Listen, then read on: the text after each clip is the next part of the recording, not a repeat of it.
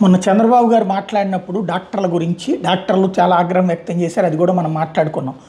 ఏది డాక్టర్లకి అవగాహన ఉండట్లేదు, నాలెడ్జ్ ఉండట్లేదు, చివరికి ఒకదాని ట్రీట్మెంట్ ఇంకొకరికి చేస్తున్నారు. ఇందులో అట్లాంటి బాధితులు ఎవరైతే ఉంటారో వాళ్ళందరూ బాబుని మెచ్చుకుంటున్నారు. అదే సందర్భంలో డాక్టర్లు ఆగ్రహం వ్యక్తం చేస్తున్నారు. అలాగే బాబు గారి మీద కోపం ఉన్నోళ్ళు కూడా తప్పుపడుతున్నారు. అది పక్కన పెడితే ఇప్పుడు టెక్నాలజీ ఆయన చెప్తున్నటువంటి ఆర్టిఫిషియల్ ఇంటెలిజెన్స్ ఇప్పుడు వివిధ రంగాల్లోకి అడుగు పెడుతున్నది ఒక ఎత్తు అయితే, టెస్లా వాళ్ళు ఇప్పటికే రోబోలతో కొన్ని రకాలు ఏర్పాట్లు చేస్తున్నటువంటి వేళ ఇప్పుడు ఒక ప్రయోగాలు చేస్తున్నారు.